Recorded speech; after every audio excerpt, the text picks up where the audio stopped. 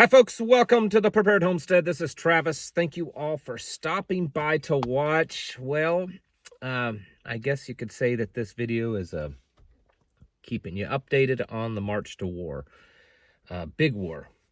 I think I've grown on the subject. In the beginning, I was saying it was possible, maybe, most likely. Now I'm pretty confident that we're headed that direction. I don't have a timeline, of course, none of us do, but yeah, it's just like the whole world. It's not just America and China and Russia. It's the whole world is building up towards a war. Yesterday, it was reported that Vladimir Putin went to North Korea to meet Kim Jong-un. First time in like 25 years that he went there. And there's all kinds of video footage of how great their meeting was. They just look like best friends. Putin brought a fancy new car that Russia's building, really nice looking. I mean, I don't know, it looks like a Rolls Royce. And Kim Jong-un gave Putin a couple of, I guess, really nice dogs, and it just looks like they had a great time. And they assigned a security agreement that basically kind of like what NATO has, that if either one of them get attacked, that the other one would come to their aid. After Putin left North Korea, he went to visit Vietnam and kind of did the same thing. The leader there at Vietnam, big presidential welcome. They signed a new agreement between the two nations.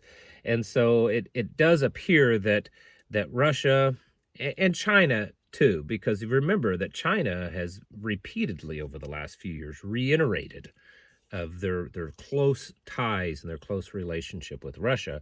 It's like there's an alliance there forming. It's not that North Korea or Vietnam would pose a large military threat, but North Korea could.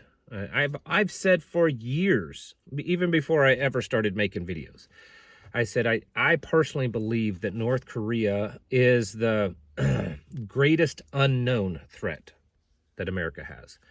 And unless there's information that is so top secret it doesn't even get leaked, there have been several instances over the last many years where government officials, former CIA, NSA and stuff have said, we don't really know that North Korea does such a great job of keeping things hidden and quiet. We don't really know what they have available, what they can really do.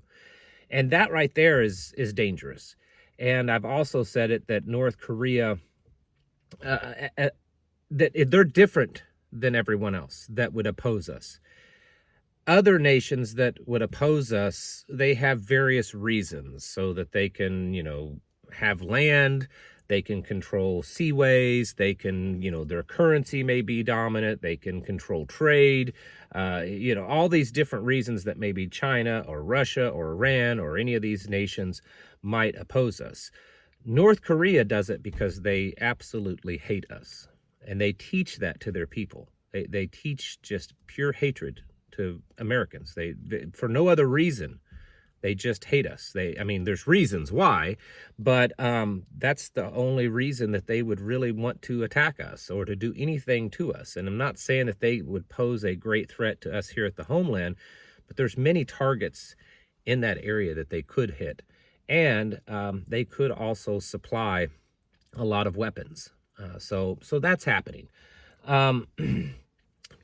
Just recently, China has kind of stepped up its verbal game of threats against the United States and our involvement with Taiwan, and has said that they will not only accept a complete hands-off policy with us in Taiwan, that we have no business going there, we have no business giving them things, selling them things, and they will not tolerate it. Well, today, the United States approved a $300 and some million weapons package sale to Taiwan. So, here again, a line has been drawn. The United States crossed it. So we'll see how that one works out.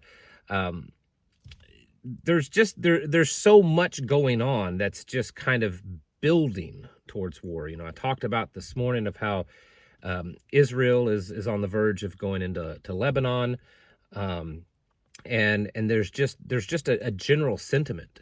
So many news reports of people around the world just are ready for it. They're thinking it's going to happen. Polling, industry is building towards it.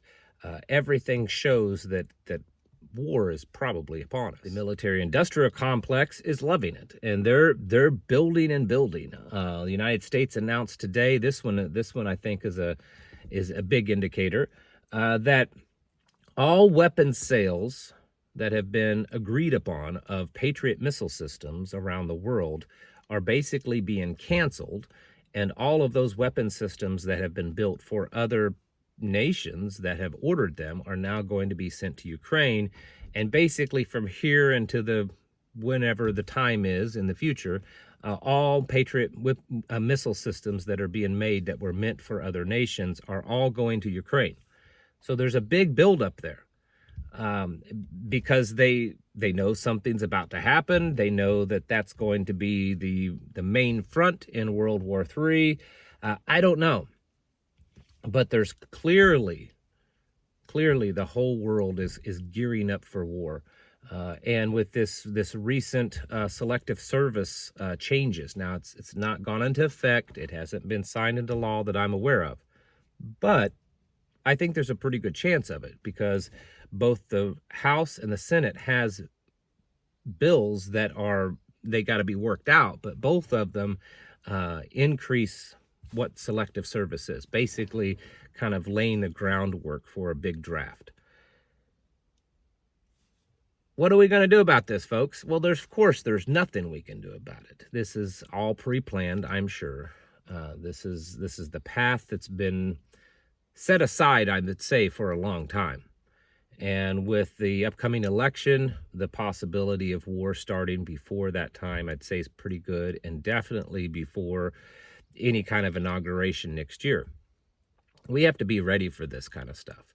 And it's not because, it's going to be like previous wars, because I don't think it will be. I think that we're about ready to begin a war that probably no human has ever seen the likes of. And it's going to affect our economy. It's going to affect our supply chain greatly. It's going to affect morale. It's going to affect just the behavior of people. Our society, our nation seems to be so fragile right now with how people are behaving and thinking and acting, and it's kind of off the charts. Just the general craziness. War brings the worst out in people a lot of times. Yes, it can bring the best out in people, but this one's going to be different. And I think a lot of people see that, and we have to be getting ourselves ready for this. I would strongly encourage you to be stocking up, because once this starts, there's been so many things that's happened, said, done, passed into law, policies, all this kind of stuff over the last decade or so, that the possibility or the likelihood that if World War III happens, and it's as big as we think it could be, that the U.S. government could start putting restrictions on manufacturing and what you own and what you buy, and because it's for the war effort. Probably much more so than what was seen during World War II. And at that time, you had a populace that was very much in support of it. Very patriotic, very, local community, family, government, U.S. government, we're all for it. Now, so it's not that much. And so it's going to change things, and people very easily could behave even worse than they already are, which is saying a lot. So we need to get ready for that, stocking up on stuff, making sure that you have a plan if this happens, and that plan should include things like if you had to hunker down for a few months, 2 to 3 months, and not leave your home unless it's absolutely necessary. If you had to bug out, what do you do if riots happen? What do you do if food supplies, water supply, communications go down, even if it's just temporary? If things are tense enough, which they are getting to that point, any of those systems, if they went down even for just days or a few weeks, it could be very catastrophic. And so we have to be planning for that kind of stuff. It's just generally getting ready.